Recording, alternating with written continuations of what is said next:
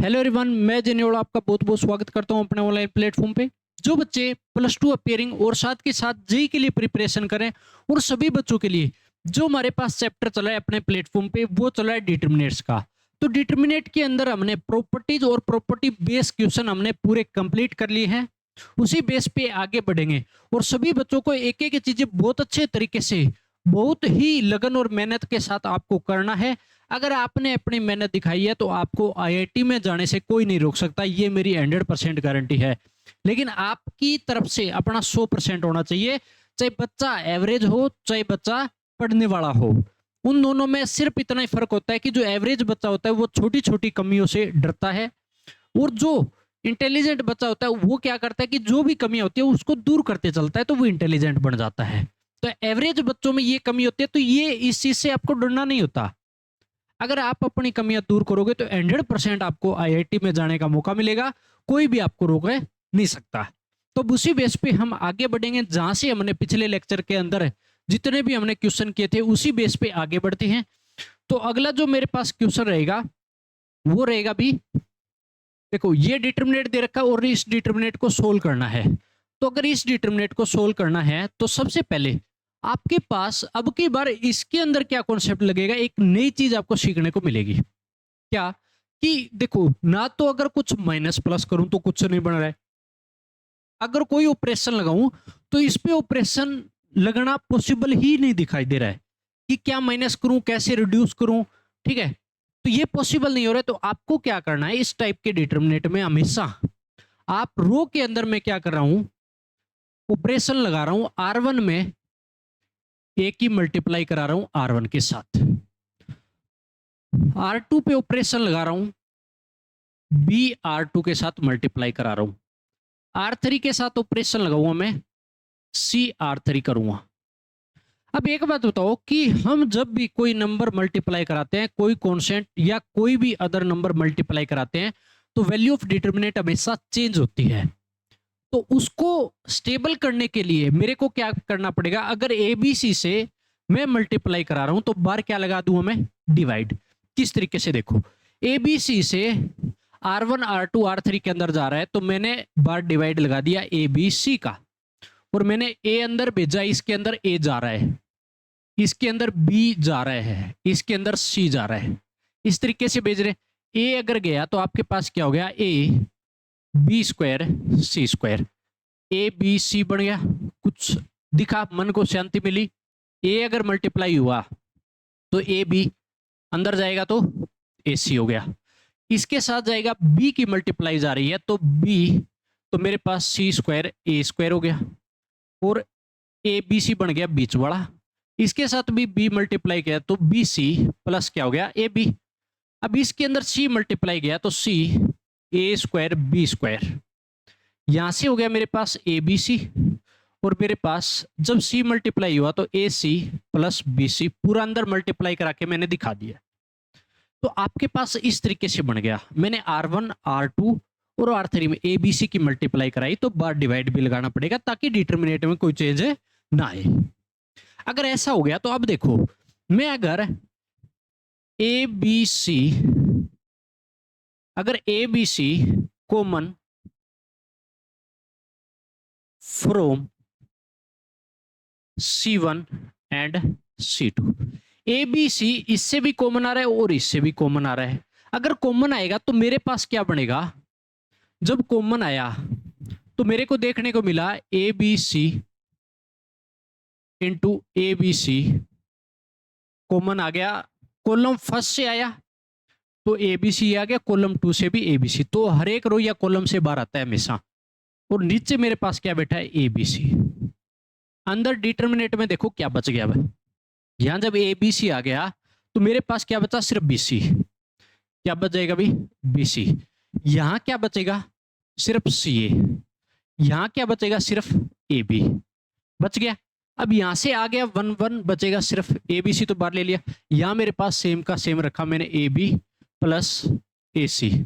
यहां आ जाएगा B C plus A B, C3 में कोई भी चेंज नहीं, ए सी प्लस बी सी।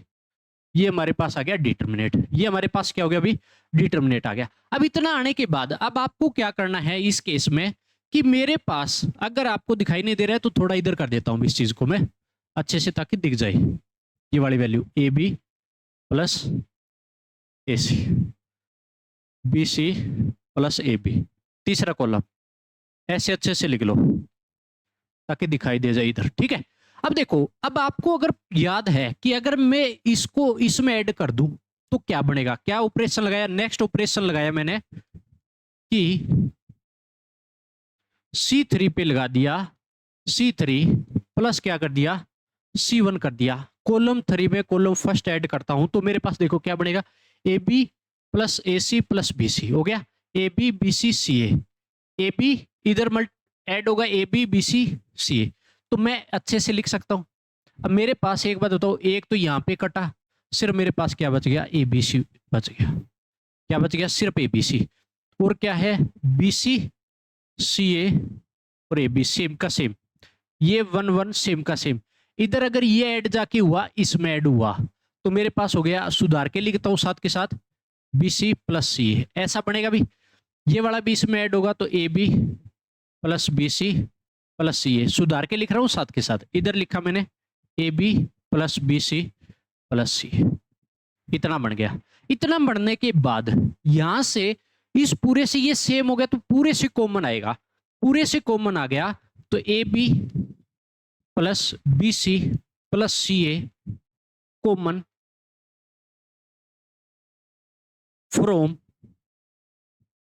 C3 से कॉमन आ गया। कॉमन आने के बाद देखो इसको मैं रफ कर देता हूं क्योंकि इधर करके दिखा देता हूं आपको। अगर कॉमन आया मेरे पास तो आपके पास रिजल्ट क्या बचेगा नेक्स्ट, क्योंकि हमारे पास क्वेश्चन सोल्व हो चुका है, ए बी सी तो बाहर बैठा है देखो, ए बी बी सी और सी ए आके बैठ गया, ये तो बाहर बैठा था और इससे ये कॉमन आ गया तो अंदर क्या बचा देखो, B C C A B, ये 1 1 1 और यहां पर भी 1 1 1, और क्या केस बन गया आइडेंटिकल का, क्या बच गया आइडेंटिकल का केस बन गया, मतलब दो कॉलम सेम तो आंसर क्या मिलेगा पूरे का 0, तो डिटर्मिनेट की वैल्यू क्या आ गई मेरे पास है 0, तो ये आंसर हो जाएगा।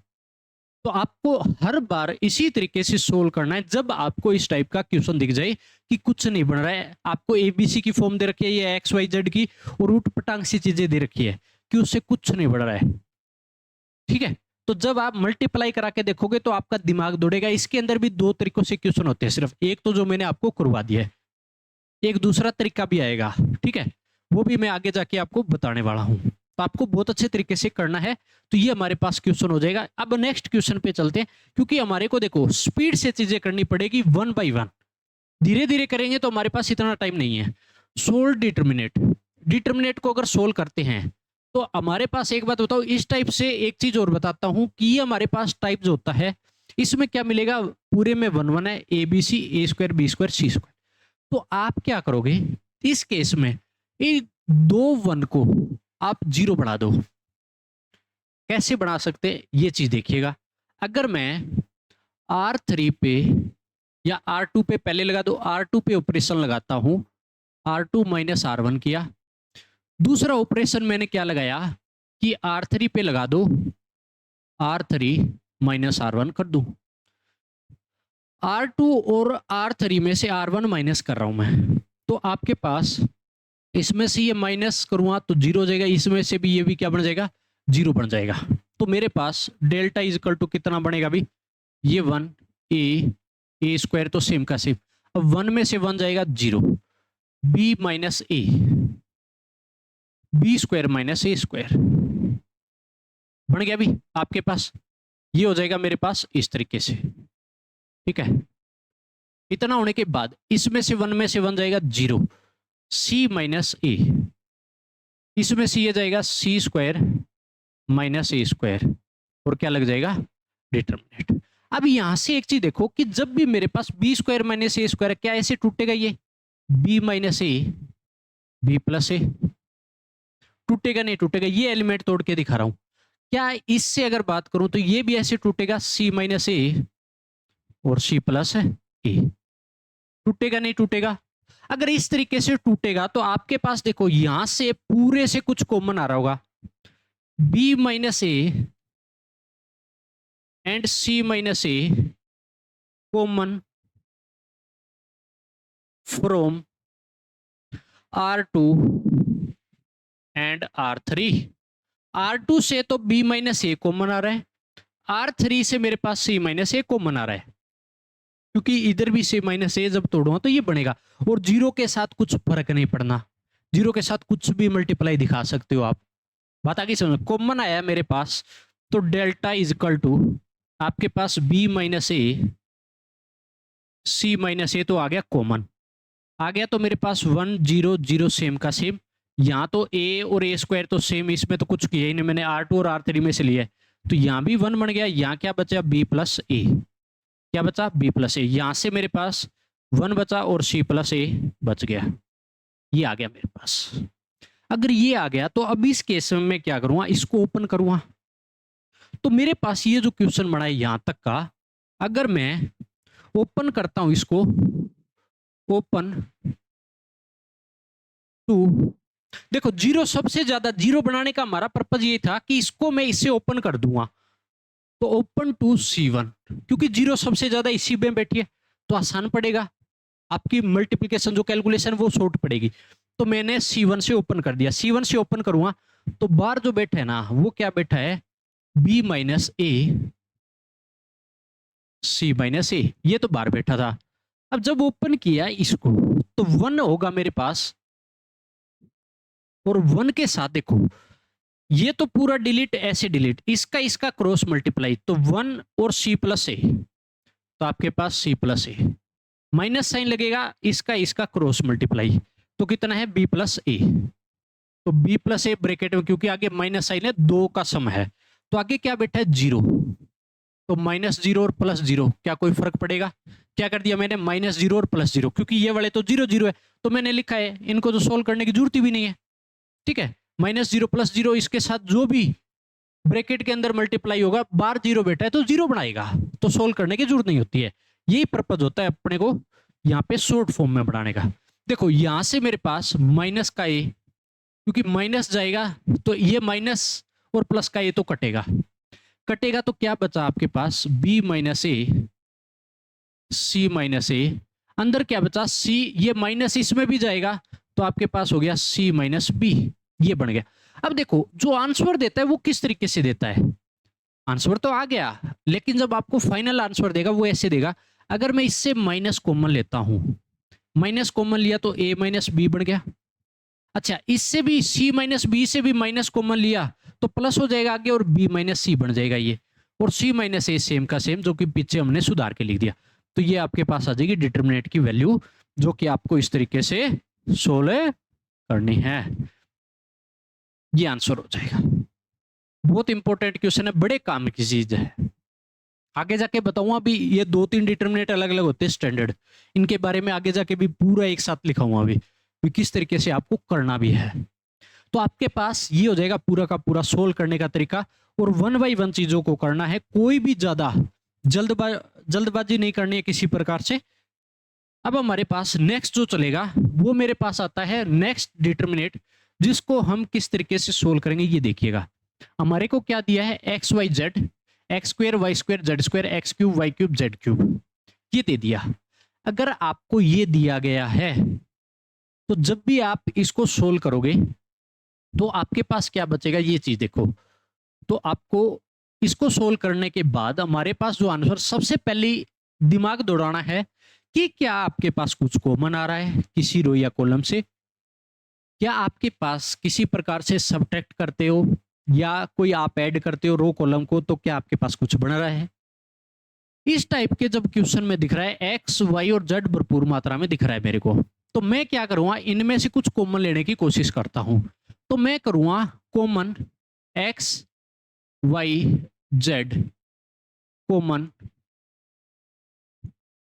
फ्रॉम एक्स, पूरा किससे कॉमन आ रहा है, C1 से, वाई कॉमन आ रहा है C2 से, और जेड कॉमन आ रहा है C3 से। तो एक्स वाई जेड कॉमन आ गया C1 C2 C3, column first second third से। अगर कॉमन आ गया आपके पास तो डेल्टा इज इक्वल टू कितना होगा, एक्स वाई जेड तो कॉमन आ गया। यहाँ पूरे में देखो एक्स कॉमन लिया तो 1 बचा, यहाँ पे एक्स बचेगा, यहाँ पे एक्स स्क्वायर, यहाँ पे 1, यहाँ पे वाई और यहाँ पे वाई स्क्वायर, यहाँ पे 1 जेड और जेड स्क्वायर, आपके पास ये बन जाएगा। अब आपको उसी तरीके से मैंने जैसे बताया है कि आपके पास जब पूरी रो में या कॉलम में 1 1 दिखाई दे तो 2 0 करने की कोशिश करो। अगर कोई अदर मेथड अप्लाई नहीं हो रहा है तो मैं क्या करूंगा, इस 1 और इस 1 को 0 करूंगा। अगर मेरे पास इस 1 और इस 1 को 0 करूंगा तो ऑपरेशन क्या लगेगी, मैं लगाता हूं कि C2 पे ऑपरेशन लगाया, C2 माइनस C1। दूसरा ऑपरेशन C3 पे लगाता हूं, C3 माइनस C1 कर रहा हूं।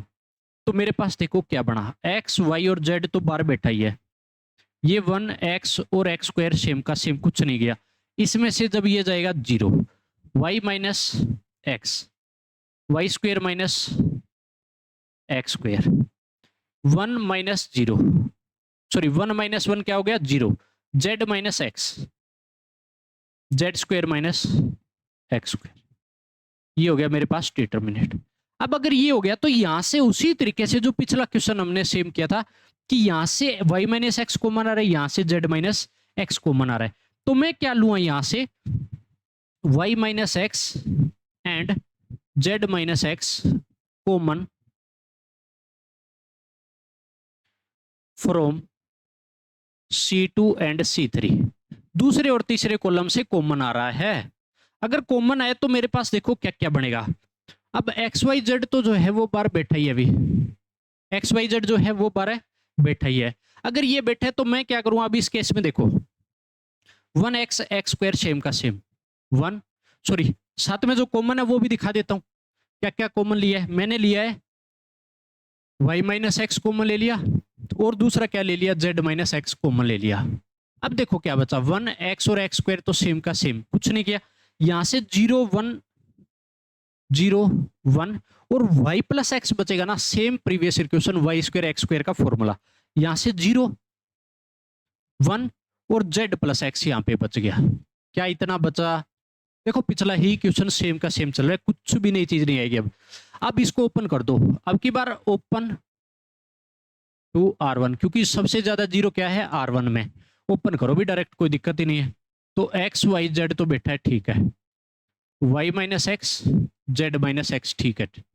अब मेरे पास R1 से जब ओपन किया तो 1 तो बैठा ही है, इसका और इसका क्रॉस मल्टीप्लाई कितना हो जाएगा अभी, z plus x, minus sign लगेगा, इसका इसका cross multiply y plus x, ठीक है। माइनस का क्या हो जाएगा अभी 0 और प्लस 0 और ब्रैकेट क्या हो जाएगी ये पूरी बंद। बात आ गई समझ में।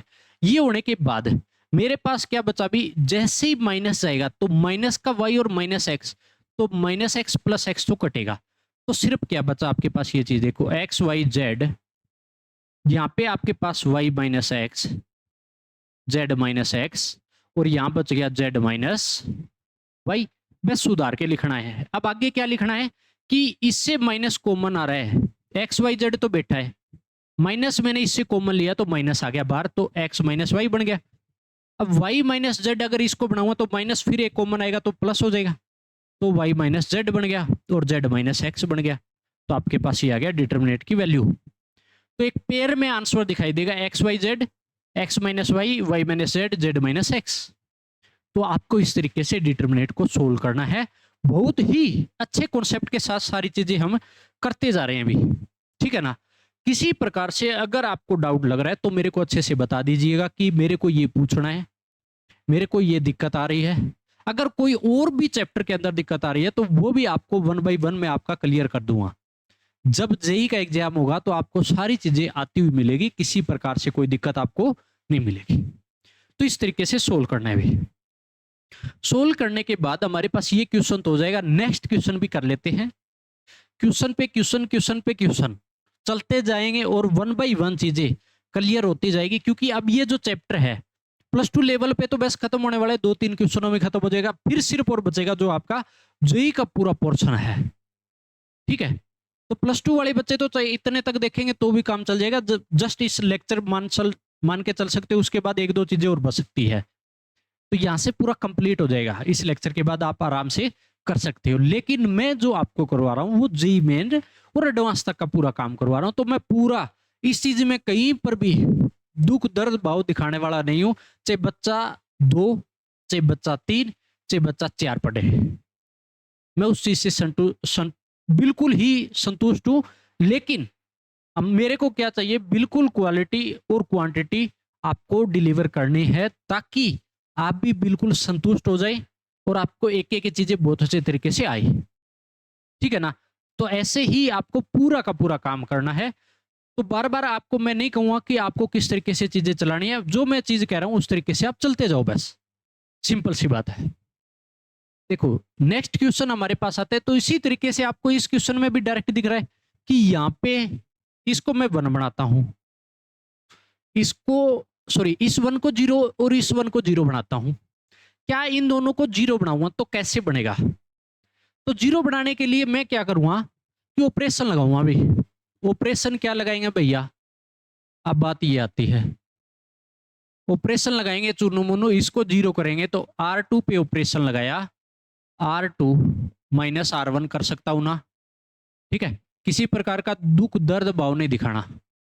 दूसरा जो है R3 पे ऑपरेशन लगाता हूं, R3 पे ऑपरेशन लगाया, R3 माइनस R1, R2 और R3 में से R1 माइनस कर देता हूं दोनों में से। अगर ये माइनस करता हूं तो मेरे पास जो बचेगा वो क्या बचेगा? अब ये चीज देखो, 0 इन दोनों को बनाना था, मेरा मकसद तो यही था ना। तो डेल्टा इज इक्वल टू क्या बनेगा? अभी देखो 1a और a क्यूब सेम का सेम। अब की बार क्यूब है, देखना कहीं ए स्क्वायर की तरह देख लो और आंसर सेम चेप दो। देखो इस चीज को, a क्यूब है तो मेरे पास ये 0 बन गया, b माइनस ए हो गया, b cube minus a cube आ गया भैया, आ गया 1 में से 1 0, c माइनस ए सी क्यूब माइनस ए क्यूब, और ये हमारे पास लग जाएगा। इतना होने के बाद अब आपको क्या करना है कि इस चीज में आपको अलजेब्रिक आइडेंटिटी आपको याद होनी चाहिए बहुत अच्छे तरीके से। अब बात आपका 9th और 10th का बेस का पता लगेगा यहां से। ये जो हमारे पास बन रहा है वो मेरे पास बी क्यूब माइनस ए क्यूब का फॉर्मूला है। अब एक चीज बताओ कि जब भी आपने देखा है कि यहां पे लिख देता हूं पूरा formula, A cube minus B cube का फॉर्मूला क्या होता है अभी? A minus B A square plus B square plus A B होता है या नहीं होता? आई होपफुली आपको याद होगी ये चीज। ठीक है, आपको ये चीज आपको बहुत अच्छे तरीके से पता होनी चाहिए। तो इसी तरीके से जब ये ओपन होगा तो b माइनस ए, एक बार करके दिखा देता हूं आपको, B square plus A square plus क्या हो जाएगा? ए बी बिठा दू, कोई फर्क नहीं, आगे पीछे बिठाऊंगा तो। इसमें देखो ये जाएगा माइनस वाला सही होना जरूरी है, सी माइनस ए, तो आपके पास हो गया सी square plus A square plus A सी। ठीक है ना? ये फॉर्मूला ओपन होगा। तो ये बताओ मेरे को कि पूरी इस रो से क्या कॉमन आ जाएगा? बी माइनस ए इसके साथ तो बैठे, या बी माइनस ए 0 के साथ कोई फर्क नहीं पड़ेगा, इससे सी माइनस ए कॉमन आएगा। तो B minus A and C minus A common from किससे भी? R2 and R3। R2 से मैंने b माइनस ए, R3 से c माइनस ए कॉमन लिया। कॉमन लेंगे तो आपके पास क्या बन जाएगा भाई? b माइनस ए बार आ गया और मेरे पास हो गया c माइनस ए बार आ गया। तो अंदर क्या बचा देखो, ये वाला तो सेम का सेम 1 0 0 क्योंकि 0 के साथ, और a क्यूब पर भी कोई फर्क नहीं पड़ेगा। यहां से मेरे पास बच जाएगा 1, इधर भी 1 बचेगा दोनों में। इधर देखो क्या बचा, सिर्फ ये वाली वैल्यू बचेगी ना, B square plus A square plus A B. दूसरे वाला क्या है? C square plus A square plus A C. ये बच गया भैया। अब 2 0 किस में सीधी सी ओपन कर दो, कुछ नहीं करना, कुछ भी नहीं लाना, 1% भी कोई चीज होगा। तो मैं ओपन कर रहा हूं, ओपन टू 0 किस में बैठी है अभी? 0 C1 में, ओपन टू C1। C1 से ओपन किया मैंने तो आपके पास हो गया b माइनस ए सी माइनस ए बार बैठा है। ठीक है, कोई दिक्कत नहीं है किसी प्रकार का। तो मेरे पास यहां से तो देखो ये पूरा होगा इसका इसका क्रॉस मल्टीप्लाई, तो आपके पास ब्रैकेट लगा 1 बार बैठेगा, तो सी square plus A square plus A सी में से माइनस पूरा करूंगा मैं किसका, इसका और इसका क्रॉस मल्टीप्लाई, तो आपके पास बैठेगा ब्रैकेट में B square plus A square plus A B. ठीक है भाई, ये आपके पास बैठ जाएगा। अगर यहां नहीं दिख रहा है तो मैं नीचे लिख देता हूं पूरा, देखो अच्छे से यहां लिख देता हूं एक बार। क्या था, बी माइनस ए तो बैठा ही था, सी माइनस ए कम जगह भी कम पड़ जाती है चीजों में 1। इसका क्रॉस मल्टीप्लाई था मेरे पास सी square plus A square plus A C minus ये था B square plus A square और प्लस क्या था ए बी, पूरा आ गया भाई। अब माइनस का 0 और प्लस 0 यहां लिख लो, क्योंकि जो दो ओपन होने वाले हैं कौन से ये 0 0 वाले। ठीक है, तो -0 + 0 ये हो जाएगा। अब इसको सोल्व करो बस। अब मेरे पास जब भी सोल्व होगा तो b माइनस ए तो पड़ा रहने दो, क्या बनेगा देखेंगे आगे, c माइनस ए पड़ा रहने दो। इससे अगर माइनस अंदर जाएगा तो माइनस का ए और प्लस का ए स्क्वायर तो कटेगा, क्योंकि ये माइनस तो अंदर जाएगा ना, अंदर तीनों प्लस के तो माइनस के बनेंगे। तो आगे क्या बच जाएगा अंदर ब्रैकेट में C square plus A C, minus अंदर गया तो B square minus A B, और जो 0 है वो तो 0 पड़े ही रहेंगे, उसको तो करना ही कुछ भी नहीं है। ठीक है, अब यहाँ पे एक चीज देखो कि आपको क्या करना है इस रिजल्ट में, कि मेरे पास सी स्क्वायर माइनस बी स्क्वायर को मैं अगर ओपन करूं एक साथ बिठा के, तो बी माइनस ए सी माइनस ए, अंदर ब्रैकेट में कर रहा हूं मैं, सी माइनस बी लिख सकता हूं और सी प्लस बी, क्योंकि एक साथ बिठाया पहले तो।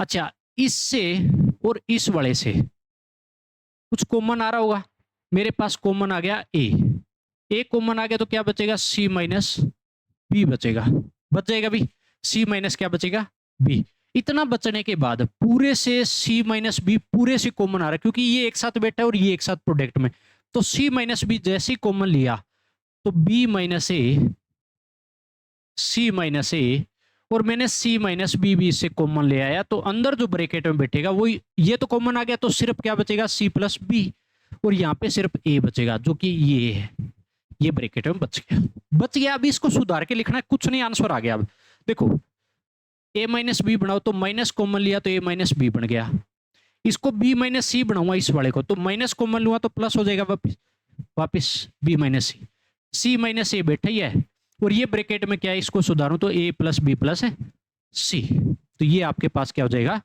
आंसर हो जाएगा, जो कि डिटरमिनेंट का बात आगे सुन। तो इस तरीके से आपको कोई भी आंसर दिखाने के लिए ये टेक्निक आपको अपनानी है भैया। ठीक है, अब देखो इतनी मेहनत करने के बाद हमारे पास आंसर आया, 1 बाई 1 चीजें मैंने दिखाई आपको बोर्ड पे कि कैसे कैसे स्टेप आपको करने हैं, किस स्टेप में कौन सा कॉन्सेप्ट आपको लगाना है। अच्छा क्वेश्चन है, ठीक है, एक अच्छे क्वेश्चनों में से गिना जाता है इसको। क्या पता इसके अंदर कुछ ऐड करके या किसी प्रकार से आपको घुमा फिरा के आंसर पूछे, ऐसा नहीं है जेई के अंदर डायरेक्ट पूछ लेगा, बोर्ड में तो सेम का सेम आएगा, स्टेटमेंट भी चेंज नहीं करेगा, लेकिन जेई के अंदर कहीं ना कहीं घुमा के चीजें पूछी जाती है। ठीक है ना, तो ये हमारे पास हो जाएगा क्वेश्चंस, जो कि इतना इंपॉर्टेंट और बढ़िया क्वेश्चनों में से माना जाता है, जो कि आपको भी बहुत अच्छे तरीके से इसको करना है। फिर भी अगर दिक्कत आ रही है तो आप कमेंट करिएगा, आपका कमेंट बिल्कुल अच्छे तरीके से क्लियर किया जाएगा, जो भी डाउट होगा आपके मन में कोई भी डाउट नहीं रखा जाएगा। अब देखो भी नेक्स्ट क्वेश्चन करते हैं। अब आपको यह भी पता लग गया होगा कि कितने अच्छे क्वेश्चन अच्छी कैलकुलेशन हमसे यहाँ पे करवाता है, इस चीज का बहुत अच्छे तरीके से पता होना चाहिए हमारे को, नहीं तो दिक्कत तो होगी भाई, सीधी सी बात है। अब देखो नेक्स्ट जो हम करेंगे क्वेश्चन, इस क्वेश्चन पे xc1 xc2 xc3 इसी तरीके से y और z में बैठा है। अब ये किस फॉर्म में है, xc1 यहाँ पे क्या मांग रहा है हमसे मांग रहा है कॉम्बिनेशन, परमुटेशन कॉम्बिनेशन आपने पढ़ा होगा, और यहाँ पे हमारे से क्या लगवा रहा है कॉम्बिनेशन, जो कि 11th क्लास का है। अगर कॉम्बिनेशन लगवा रहे हैं तो कॉम्बिनेशन आपको ओपन करना आना चाहिए, सिंपल सी बात है। तो ये क्वेश्चन धुआंधार होगा, देख लीजिएगा। अब इस क्वेश्चन को जब हम सोल्व करेंगे जब इसकी वैल्यू निकालेंगे तो क्या क्या चीजें आपको चाहिए, इस पे बात कर लेते हैं। सबसे पहले इसके अंदर XC1 है, इसका मतलब ये जो फॉर्म दिखेगी, यहां पे लिख देता हूं, आपको लिख लेना है साथ के साथ। NC1 तो आपने पढ़ा होगा, ठीक है ना।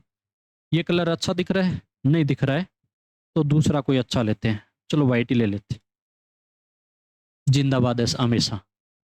आपके पास NC1 आपने पढ़ा होगा, जब भी ओपन करते हो तो ये हमेशा n के बराबर होता है। किसके बराबर है? n के बराबर। NC2 जब भी आप ओपन करते हो तो मैंने आपको सीधा शॉर्टकट इसका मेथड भी मैं करवाता हूं। कैसे? NC2, r की वैल्यू यहाँ पे 2 है, तो n को 2 बार ओपन कर दो रिड्यूस करते हुए 1, तो n-1 और 2 इंटू 1, तो 2 को हमेशा 1 तक लेके जाना है। क्या करना है? n को 2 बार ओपन कर दो, एक रिड्यूस करते हुए, कहने का मतलब फैक्टोरियल n-1, और 2 को 1 तक लेके जाना है, 2 इंटू 1। अगर मेरे पास दूसरा क्या है, NC3 तक जा रहा है ये, तो इसको भी 3 बार ओपन करेंगे NC3, ठीक है, और 3 को कहां तक लेके जाओगे आप? 1 तक लेके जाओगे। सेम ऊपर वाला मेथड लगाते हैं। क्या करते हैं? NC2 को 2 बार ओपन किया, एक कम करते हुए, कई बार बच्चों को पता नहीं होता, 2 को 1 तक लेके जाएंगे डिवाइड में। NC3 है, n को 3 बार, ये r की वैल्यू 3 है ना, तो 3 बार ओपन करो n को, n-1 n-2। अब 3 को 3 2 1, इसमें भी एक एक रिड्यूस करते हुए डिवाइड में लगा दो। ये बिल्कुल शॉर्टकट तरीका है, उतार लो साथ के साथ में आपको, ताकि हम अगर जरूरत पड़े स्पेस की तो लगाना पड़ेगा। अब इसको ओपन करता हूं XC1 को, तो डेल्टा इज इक्वल टू कितना हो जाएगा? XC1 जब भी ओपन करूंगा तो x के ही बराबर रहेगा, कुछ भी नहीं है। XC2 कितना हो जाएगा? x-1 बाई 2 हो जाएगा, भी वो 2 ही तो बचेगा वहां पे।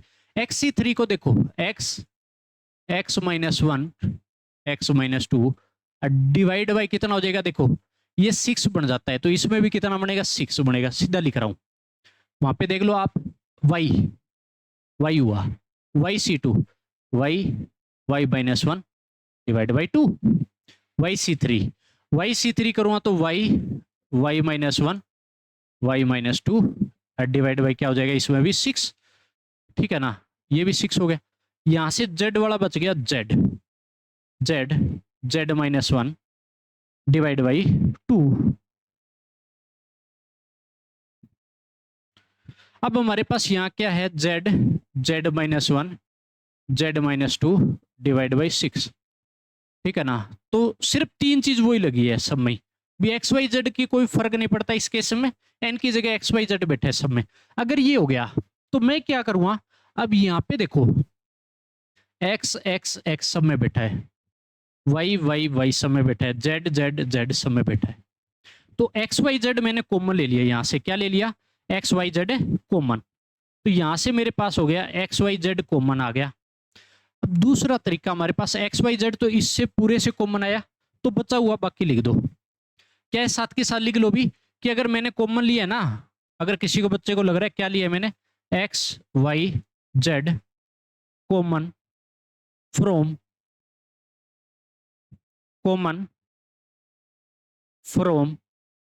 किससे लिया था? R1 R2 R3 से, R1 R2 R3 से एक्स वाई और जेड कॉमन बार खींचा है मैंने। अगर ये बार खींच लिया तो मैं इसको देखो भी रफ कर रहा हूं, अब अपने को स्पेस की जरूरत पड़ गई। अगर कॉमन लिया तो इस डिटर्मिनेट में मेरे पास बच गया एक्स वाई जेड, कॉमन आ गया। तो आपके पास यहाँ पे 1 1 1, क्योंकि एक्स वाई जेड तो कॉमन आ गया। यहाँ पे क्या बचा? x-1 divide by 2। देखो भी यहाँ पे बच गया y-1 डिवाइड बाई 2, यहाँ पे बच गया z-1 डिवाइड बाई 2। यहाँ पे देखो x कॉमन आया, साथ के साथ अगर मल्टीप्लाई करा के लिखूं तो पॉसिबल है। चलो एक बार एक स्टेप और बढ़ा लेंगे, x-2 दुखी नहीं होना है, और divide by 6, y-1 y-2 divide by 6, z-1 z-2 divide by 6, और क्या लग जाएगा इस पे? डिटर्मिनेट लग गया। अब यहाँ पे एक चीज और देखो कि इस पूरे से कुछ कॉमन आ रहा है, इस पूरे से कुछ कॉमन आ रहा है। कॉमन क्या आ रहा है ये चीज देखो। अगर कॉमन की बात करूं तो 2 and 6 common from C2 and C3 से 2 और 6 जो है वो कॉमन आ रहा है।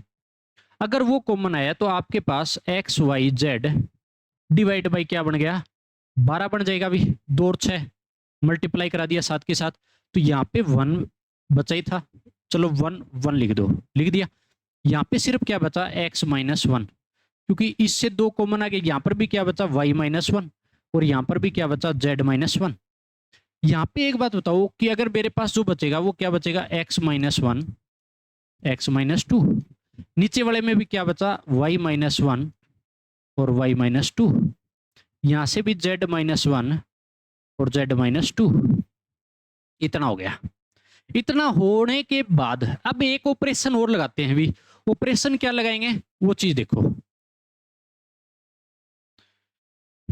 देखो भी कितना लंबा क्वेश्चन आपसे चलवा रहा है, लेकिन कंपटीशन के लिए ये होता है।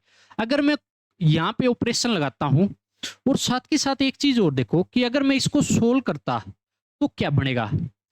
देखो यहाँ पे साथ के साथ लिख लूंगा x माइनस 1 और x माइनस 2, अगर मैंने मल्टीप्लाई कराया तो x स्क्वायर और माइनस का 2x माइनस x और प्लस 2, हमारे पास आ गया x square minus 3x plus 2। कौन सा, x माइनस 1 और x माइनस 2, जो कि ये वाली वैल्यू, ऊपर वाली वैल्यू। सिर्फ इसका रिजल्ट ये दिखा। अगर ये दिखा तो मैंने यहाँ पर जो रख रखा है इसको मल्टीप्लाई करा के सेम वो लिख देता हूं। तो मेरे पास देखो एक साथ के साथ ऑपरेशन भी लगा दो। ऑपरेशन क्या लगाना है कि अगर इस माइनस 1 को हटाऊं, क्या कर दूं, इस वाला 1 ऐड कर दूं। तो कहने का मतलब C2 पे ऑपरेशन लगाया मैंने, C2 प्लस C1 कर दूं। 1 अगर ऐड होगा तो यहाँ पे क्या बचेगा, x बचेगा सिंगल। तो आपके पास जो बार है वो है x y z divide by 12। आपके पास ये 1 1 1 ही बैठा है, ये वाला ऐड हुआ, इसमें 1 जाके ऐड हुआ तो x बचा, इसी तरीके से y बचेगा और इसी तरीके से z। और वो वाला अगर मैंने सोल्व किया तो ऊपर देखो रिजल्ट क्या है, x square minus 3x plus 2। इसी तरीके से y वाला होगा y square minus 3y plus 2। इसी तरीके से z square minus 3z plus 2। ये हो गया। ये इतना सोल्व होने के बाद अब आपको कौन सा स्टेप लगाना है इस चीज को भी देखिएगा कि इसमें 2 को हटाता हूं और इस 3x को भी हटाता हूं। अगर ये दोनों चीज हटाता हूं तो कैसे हट सकती है, एक साथ हटा दूंगा मैं, लेकिन आपको समझ में आना चाहिए। देखो अगर मैं करूं इस 2 को हटाने के लिए तो ऑपरेशन लगाता हूं। ऑपरेशन देखिएगा क्या लगेगा, एक बार में ही दोनों चीज, एक स्टेप कम हो जाएगा आपका। ऑपरेशन क्या होगा कि C3 पे ऑपरेशन लगा दो, C3 माइनस कितना हो जाएगा 2C1 प्लस 3C2 करके। कैसे कि अगर मेरे पास C3 पे ऑपरेशन लगाया कि x स्क्वायर माइनस 3x बैठा था, देख लो एक स्टेप करके दिखा देता हूं। ये C3 था, C3 माइनस किया 2C1, 2 की मल्टीप्लाई किया तो 2 हो गया। अब इसमें 3 किया तो प्लस 3x बन जाएगा, है ना। तो मेरे पास ये बन गया। तो मेरे पास कितना हो गया, ये देखो 3x कटा 2 कटा, क्योंकि ऐड करना पड़ा। ये तो माइनस का 3 था तभी, 2 प्लस का तो माइनस का 2C1 से मल्टीप्लाई कराना पड़ा। तो ये कट गया, तो सिर्फ क्या बचा आपके पास, एक्स स्क्वायर बचेगा, ये नहीं बचेगा। तो मैं यहीं पे आपको इसी स्टेप को दिखा दिया मैंने, इसको मैं रफ कर देता हूं क्योंकि डायरेक्ट अप्लाई कर देता हूं जो भी मैंने किया इसके अंदर, ठीक है भाई। तो मेरे पास X Y Z divide by 12 बैठा है, तो यहां से 1 1 1, यहाँ पे एक्स वाई जेड सेम, यहाँ पे क्या बचा जब ये ऑपरेशन लगाया पूरा, एक्स स्क्वायर नीचे वाई स्क्वायर की फॉर्मूला और नीचे जेड स्क्वायर, ठीक है। अब आपको ये तो पता है कि हम पीछे ये क्वेश्चन करके आए हैं, पीछे ये अगर क्वेश्चन करके आए हैं तो इसका रिजल्ट क्या रहा है। प्रीवियस जो क्वेश्चन देखोगे आप, मैंने करवा चुका हूं कि अगर आपके पास इस फॉर्म में बैठा है तो आपके पास रिजल्ट क्या रहेगा।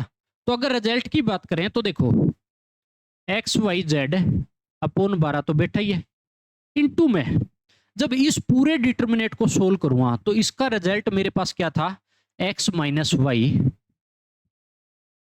y माइनस जेड और z माइनस एक्स। ये मैंने इसी क्लास में आपको करवाया, जो कि आप जाके देख सकते हो। हमारे पास ये क्वेश्चन कहाँ मिलेगा भैया, ये बेटा, ठीक है ना। ये सिर्फ ABC में था और वहां पे सिर्फ क्या है, इसका result A minus B, B minus C, C minus A. तो इसी का रिजल्ट आप सीधा सीधा A minus B, B minus C, जो कि याद रखिएगा, और जो कि मेरे पास इस क्वेश्चन के अंदर मैंने यूज किया है। कौन से में, हाँ इस क्वेश्चन, ठीक है। तो मेरे पास एक्स वाई जेड और इस पूरे का रिजल्ट वहां पे तो ABC में था, यहाँ पे एक्स वाई जेड में तो x minus y, y minus z, z minus x, ये आपके पास आंसर हो जाएगा, ठीक है। नहीं तो सेम वो उसी क्वेश्चन को आगे उतार लीजिएगा कंटिन्यू, ठीक है ना। तो इस तरीके से आपको इन क्वेश्चनों को करना है। देखो यार, क्वेश्चन जितने मैंने करवाए कैलकुलेशन आपसे करवा रहे हैं, लेकिन रिजल्ट आपको मैथमेटिक्स हमेशा, आपको ये तो पता है कि जेई के अंदर कैलकुलेशन लेंथी आती है। मैथमेटिक्स के अंदर अगर क्वेश्चन लेंथी आएंगे तो आपको करने के लिए आपकी कैलकुलेशन उतनी ही अच्छी होनी चाहिए। और वो कैलकुलेशन कब होगी, जब हम लेंथी क्वेश्चन भी करेंगे और बेसिक कॉन्सेप्ट वाली चीजें भी सारी क्लियर करेंगे, तब जाके हम पूरा का पूरा क्वेश्चन को अटेम्प्ट कर सकते हैं, नहीं तो हम नहीं कर सकते। अब ये मत मानिएगा कि वहां पे नहीं तो अब की बार आसान आ जाएगा, ऐसा नहीं होगा, क्योंकि मैथमेटिक्स हमेशा इसी लेवल का आता है। आप प्रीवियस ईयर क्वेश्चन उठा के देखिए, क्योंकि इंजीनियरिंग का मतलब, जब जेई के अंदर जब बच्चा दे के जाता है तो इंजीनियरिंग में जाता है, और इंजीनियरिंग का मतलब क्या होता है, IIT NIT चाहे कहीं से भी करो, इंजीनियरिंग का मतलब होता है मैथमेटिक्स। सिंपल सी बात, जिस बच्चे का अगर मैथमेटिक्स अच्छा है वो ही अच्छा कर पाएगा, नहीं तो अच्छा नहीं होगा। जब ये इतने अच्छे अच्छे क्वेश्चन हम करेंगे ना, तभी मजा आएगा यार। तो आपको भी इसी तरीके से पूरा सपोर्ट करना है, मेरी तरफ से भी पूरा सपोर्ट किया जाएगा। आपको जितनी चीजें, जितना लेवल आप मांगोगे उतना लेवल आपको करवाया जाएगा। बस आप करने वाले बनो। सबसे पहले मेरी नोटबुक पढ़ो आप, कुछ नहीं, जो क्लास का पूरा काम है ना, जो बच्चे एवरेज है, लग रहा है कि मेरे को से इतना काम नहीं हो रहा है, तो वो सबसे पहले नोटबुक करो मेरी। कहने का मतलब जो क्लास कॉपी है वो करनी है। क्लास कॉपी करने के बाद सिर्फ आपको चाहे 5 साल के ही जेई के PYQ कर लीजिए, ज्यादा मत कीजिए, 5 साल के पहले ये कर लीजिए। अगर इतना हो गया, इतना होने के बाद फिर 5 साल के और कर लीजिए अगर टाइम पड़ा है। और जो बच्चा देखो यार मेहनती होगा, वो बच्चा तो कहने की जरूरत भी नहीं, नोटबुक भी उड़ा देगा। जेई के 10 साल 20 साल जितने भी क्वेश्चन है वो सारे उड़ा देगा, क्योंकि उसके लिए क्वेश्चन ज्यादा नहीं पढ़ने। मान लो 3,500 क्वेश्चन है टोटल, तो वो कितना टाइम लगाएगा उनको करने में। RD शर्मा जब करते हैं ना ऑब्जेक्टिव, तो उसमें ही ज्यादा क्वेश्चन है उससे। तो उसमें तो सिर्फ एक लिमिट के ही प्रीवियस ईयर क्वेश्चन आपके पास जो दे रखे हैं वो एक लिमिट में है, उससे बाहर तो कुछ नहीं। लेकिन एक्यूरेसी आएगी भैया, अच्छा रिजल्ट मिलेगा अगर आप अच्छी चीज कर रहे हो तो। उसके बाद देखो, बहुत अच्छा बच्चा है, इंटेलिजेंट है, तो देखो नोटबुक किया, 5 साल के PYQ किए। लग रहा है कई बार PYQ में आपसे 150 में से 150 क्वेश्चन किसी चैप्टर में, तो क्या पता 120 हो, तो घबराना नहीं है, कोई बात नहीं, आपने कर लिए ठीक है। कहीं से डाउट भी क्लियर नहीं हो रहे बाई चांस, तो कोई बात नहीं है, आपको कंटिन्यू लगे रहिए, क्वेश्चन पे अटक के नहीं बैठना, 2-3 घंटे खराब नहीं करना कभी भी। क्या पता वही क्वेश्चन आएगा आपके, क्या ऐसा कंपटीशन में पॉसिबल है क्या? पूरा चैप्टर ही छोड़ दिया जाता है कई बार तो, क्योंकि 32 से 33 अप्रोक्सीमेट छोटे मोटे चैप्टर मिला के ऐसे काउंट हो जाते इतने, और इतनों में से आपको सिर्फ 30 क्वेश्चन देगा, जिसमें से कई चैप्टर ऐसे निकलते हैं जिनमें से 2 क्वेश्चन भी दे दिए जाते हैं। जैसे मैट्रिक्स डिटर्मिनेंट में 3 क्वेश्चन अप्रोक्सीमेट दिए जाते हैं, तो दोनों चैप्टरों से 3 दिए, तो इसका मतलब कोई एक चैप्टर तो उड़ गया, ऐसे ही उड़ाया जाता है। तो आपको इस बात का ध्यान रखना है कि कहीं पर भी कोई क्वेश्चन अटक रहा है तो कोई बात नहीं, लेकिन आप इस चीज को पॉजिटिव मानिए कि 150 में से आपसे 120 क्वेश्चन हो गए। अब उसके बाद से आप RD शर्मा लगाइए, कोई नहीं रोकेगा। RD शर्मा ऑब्जेक्टिव लगाइए। जिस बच्चे को लग रहा है कि मैं RD शर्मा भी कर सकता हूं, ये सारी चीजें भी कर सकता हूं, तो भैया एक आपके लिए ग्रंथ है जो कि सिंगेज लगा लीजिए, और अपनी क्लास से सिंगेज आसानी से होगी, कोई रोकने वाला नहीं होगा, ये बता देता हूं। आराम से कर पाओगे, कहीं से भी भटकने की जरूरत नहीं है। कोई बच्चा कहता है ना मटेरियल नहीं मिल रहा है मेरे को इतना करना है, तो जब बहुत ज्यादा मटेरियल जिस बच्चे की कैपेसिटी करने की, तो वो ये कर लीजिए।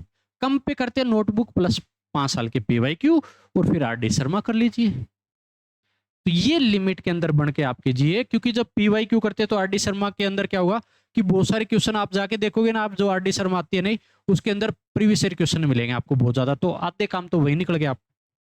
ठीक है, तो आप सिंगेज भी लगा सकते हो जिस बच्चे को लगता है कि हम पूरा काम कर सकते हैं, लेकिन मेहनत करनी पड़ेगी, पूरा का पूरा काम करना पड़ेगा। अपनी क्लास से आप कर सकते हो एक एक चीजें, मैं आपको जैसे जैसे आपको करवा रहा हूं उसी तरीके से आपको करना है, उसी तरीके से आपको मेहनत है करनी है। मिलेंगे नेक्स्ट क्लास में, इसी तरीके से जुड़े रहिए और पूरी सपोर्ट मेरी तरफ से की जाएगी।